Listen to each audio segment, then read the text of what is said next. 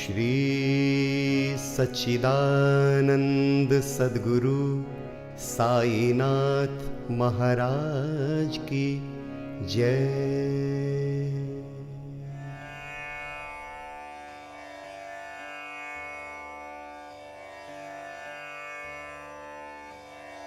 श्री साईं सचरित्र अध्याय 15। नारदीय कीर्तन पद्धत श्री चोलकर की शक्कर रहित चाय 2 छिपकलियां। पाठकों को स्मरण होगा कि छठे अध्याय के अनुसार शिरडी में रामनवमी उत्सव मनाया जाता था। यह कैसे प्रारंभ हुआ और पहले वर्ष ही इस अवसर पर कीर्तन करने के लिए एक अच्छे हरिदास के मिलने में क्या क्या कठिनाइयां हुई, इसका भी वर्णन वहां किया गया है। इस अध्याय में दासगणों की कीर्तन पद्धत का वर्णन होगा। नारदीय कीर्तन पद्धत। बहुधा हरिदास कीर्तन करते समय एक लंबा अंगरखा और पूरी पोशाक पहनते हैं। वे सिर पर फेंटा या साफा बांधते हैं और एक लंबा कोट तथा भीतर कमीज, कंधे पर गमछा और सदैव की भांत एक लंबी धोती पहनते हैं। एक बार गांव में कीर्तन के लिए जाते हुए दासगणों भी उपयुक्त रीत से सज धज कर बाबा को प्रणाम करने पहुंचे। बाबा उन्हें देखते ही कहने लगे, अच्छा दूल्हा राजा, इस प्रकार बन ठन कर कहां जा रहे हो?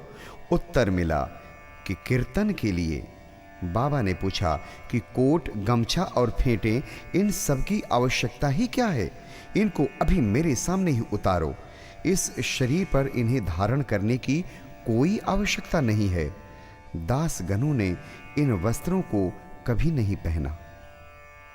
वे सदैव कमर से ऊपर अंग खुले रखकर हाथ में करताल और गले में हार पहनकर ही कीर्तन किया करते थे।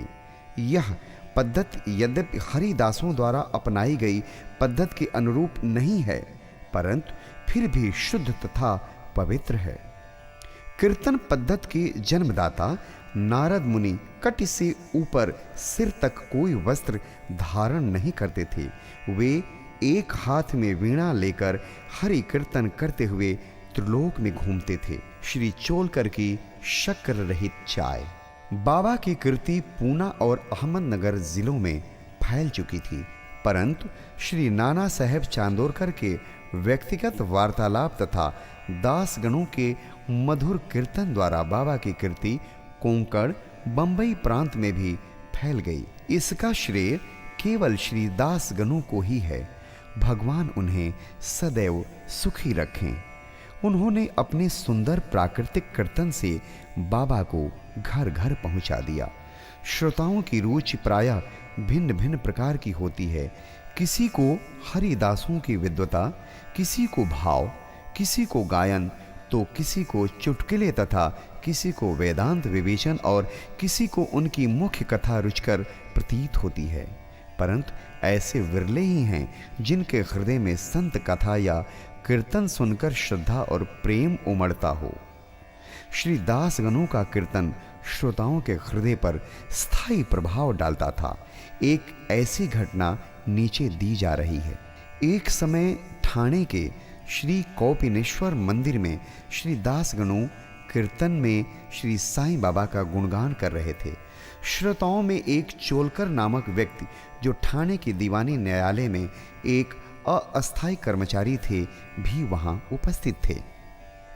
दासगणों का कीर्तन सुनकर वह बहुत प्रभावित हुआ और मन ही मन बाबा को नमन कर प्रार्थना करने लगा कि हे बाबा, मैं एक निर्धन व्यक्ति हूँ और अपने कुटुंब का भरण पोषण भी भली भांत करने में असमर्थ हूँ। यदि मैं आपकी कृपा से विभागीय परीक्षा में उत्तीर्ण हो गया तो आपके श्री चरणों में उपस्थित होकर आपके निमित्त मिश्री का प्रसाद बांटूंगा। भाग्य ने पलटा खाया और चोलकर परीक्षा में उत्तीर्ण हो गया। उसकी नौकरी भी स्थायी हो गई। अब केवल संकल्प ही शेष रहा। शुभस्य शीघ्रम। श्री चोलकर निर्धन तो था ही और उसका कुटुंब भी बड़ा था, अतः वह शिरडी यात्रा के लिए मार्ग व्यय जुटाने में असमर्थ हुआ। ठाणे जिले में एक कहावत प्रचलित है कि नाणे घाट व सह्याद्री पर्वत श्रेणियां कोई भी सरलता पूर्वक पार कर सकता है, परंतु गरीब को उंबर घाट गृह चक्कर पार करना बड़ा ही कठिन होता है। श्री चोलकर अपना संकल्प शीघ्रातिशीघ्र पूरा करने के लिए उत्सुक थे। उन्होंने मितव्ययी बनकर अपना खर्च घटाकर पैसा बचाने का निश्चय किया। इस कारण उन्होंने बिना शक्कर की चाय पीना प्रारंभ किया और इस तरह कुछ द्रव्य एकत्रित कर वह शिरडी पहुंचा। उन्होंने बाबा का दर्शन कर उनके चरणों पर गिरकर नारियल भेंट किया तथा अपने संकल्पानुसार श्रद्धा से मिश्री वितरित की और बाबा से बोला कि आपके दर्शन से मेरे हृदय को अत्यंत प्रसन्नता हुई है। मेरी समस्त इच्छाएं तो आपकी कृपा दृष्टि से उसी दिन पूर्ण हो चुकी थी। मस्जिद में श्री चोलकर का आतिथ्य करने वाले श्री बापू साहेब जोग भी वहीं उपस्थित थे। जब वे दोनों वहां से जाने लगे तो बाबा जोग से इस प्रकार कहने लगे, अपने अतिथि को चाय के प्याले में अच्छी तरह शक्कर मिला कर देना। इन अर्थपूर्ण शब्दों को सुनकर श्री चोलकर का हृदय भर आया और उन्हें बड़ा आश्चर्य हुआ। उनके नेत्रों से अश्रुधाराएं प्रवाहित होने लगीं और वे प्रेम से बेहवल होकर श्री चरणों पर गिर पड़े। श्री जोग को अपने अतिथि को चाय के प्याले में अच्छी तरह शक्कर मिलाकर देना, यह विचित्र आज्ञा सुनकर बड़ा कौतूहल हो रहा था कि यथार्थ में इसका अर्थ क्या है।